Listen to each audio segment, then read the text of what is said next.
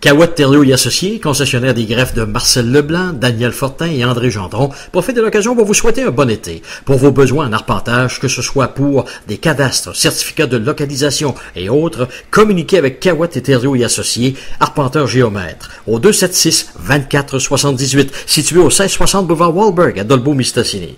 Monsieur Henri-Paul Cahouette souhaite plein succès à la classique volleyball Saint-Félicien Toyota qui se déroule à la Chute-à-Lourdes de Normandin en fin de semaine. Autobus Robin du 737 Saint-Cyril-de-Normandin fait la location d'autobus. Nous nous spécialisons dans le transport scolaire et nolisé pour les différents groupes. Pour nous rejoindre, composez le 418-274-9595. Pour Autobus Robin, la qualité du service passe par la satisfaction de la clientèle. Monsieur Robin Godreau souhaite plein succès à l'organisation de la classique de volleyball Saint-Félicien Toyota qui se déroule en fin de semaine à Normandin.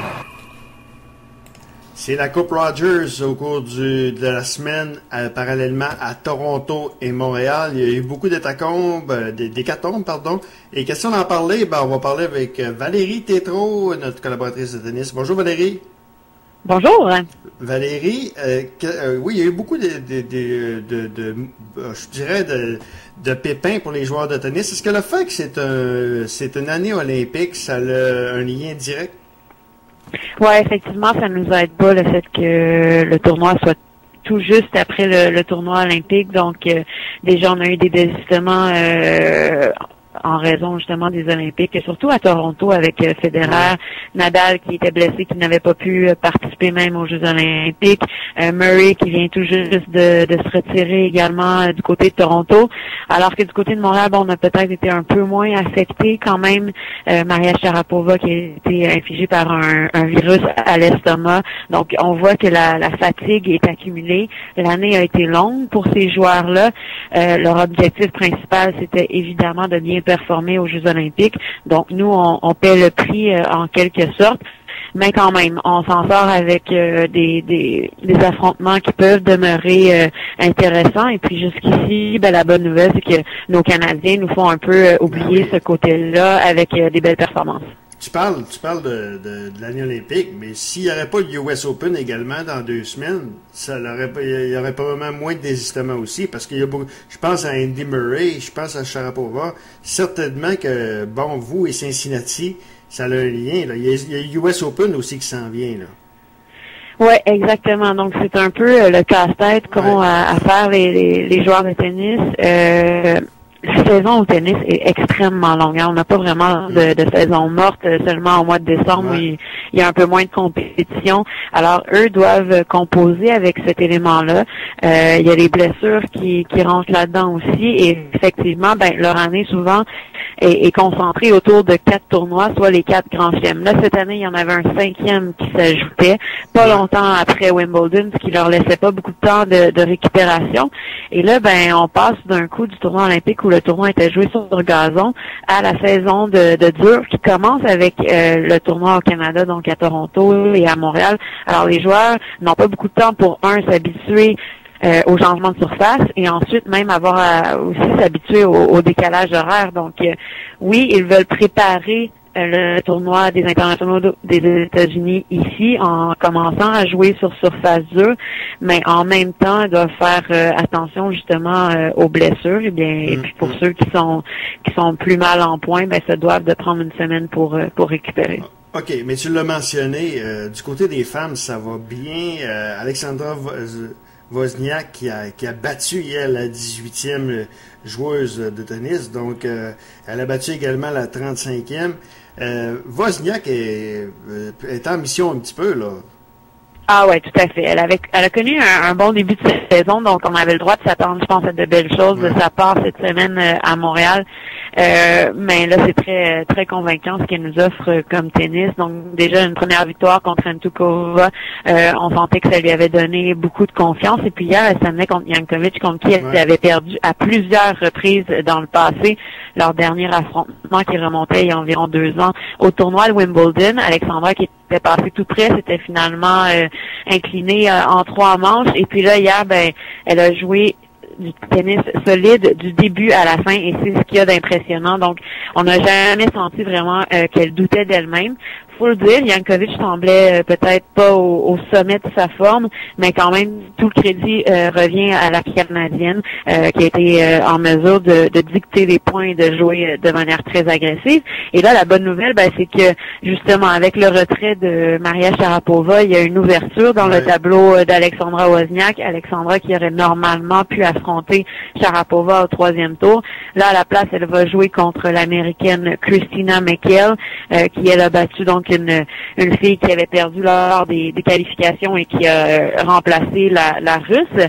Alors peut-être, qui sait, qu'on pourrait avoir une Canadienne en quart de finale, et ça fait très longtemps que ça s'est produit. Elle est meilleure que son classement, hein? Alexandra, ouais, effectivement, depuis le début de l'année, elle gravite les échelons. Avec sa performance cette semaine, devrait normalement se retrouver dans le top 50 mondial. Ça fait longtemps qu'elle n'y a pas été. Donc pour elle, ce sont de bonnes nouvelles parce que lors des 2 dernières années, ça a été pas mal plus compliqué. On se rappellera qu'elle s'était hissée jusqu'au 21e rang. Évidemment, c'est ce qu'elle souhaite, de retourner parmi l'élite mondiale, et avec des performances comme ce qu'elle nous offre cette semaine, ça donne la chance de se rapprocher de son objectif. Par contre, Eugénie Bouchard, elle a perdu, mais dans le cas d'Eugénie, je pense qu'il fallait pas s'attendre. Elle est là surtout pour prendre de l'expérience. Oui, mais quand même, elle a joué du très bon tennis cette semaine. Et Eugénie, honnêtement, à chaque fois qu'elle joue lors des dernières semaines, elle m'impressionne. C'est une fille qui a beaucoup de confiance en elle, et sur le terrain, elle arrive à chauffer déjà. Une joueuse comme Nali, c'est fort impressionnant parce qu'on se rappelle qu'elle a seulement 18 ans, n'a pas beaucoup d'expérience justement dans des tournois d'aussi haut calibre, mais déjà d'aller chercher une première victoire sur Charpia, je crois que c'est signe de l'avenir prometteur qu'elle a. Et puis hier, Nali, faut le savoir, là, elle a une cadence de frappe qui est très élevée, donc des balles qui sont lourdes, mais Eugénie qui était capable de maintenir la cadence et même de dicter le point à quelques occasions. Ça en est fallu peu au 2e set pour que les choses tournent en sa faveur. Elle menait 3-1, a eu des chances vraiment de briser aussi un peu plus tard dans le match.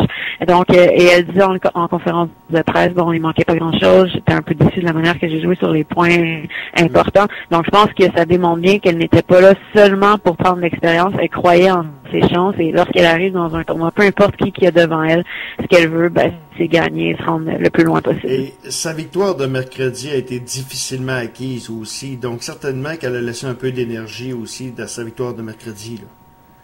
Oui, tout à fait. Puis c'est drainant quand même parce qu'elle joue à Montréal, donc toute l'attention est vers elle, surtout avec ses performances des dernières semaines. Ça, c'est quelque chose qui est nouveau aussi pour elle et avec laquelle elle doit apprendre à gérer.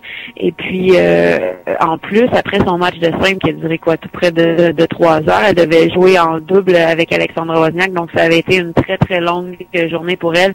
Hier, la pluie qui s'est mise aussi de la partie, donc son match a été retardé. Alors tout ça mis ensemble, effectivement, lorsque Eugénie s'est présentée sur le terrain, probablement qu'elle n'était pas nécessairement à 100% physiquement, mais quand même, elle a été soulevée par la foule et la foule d'ailleurs qui s'est levée à la fin de son match. Je pense qu'ils ont bien aimé ce qu'ils ont vu cette semaine de la part de la jeune de 18 ans. Valérie, on vient un petit peu sur les conséquences du tournoi olympique.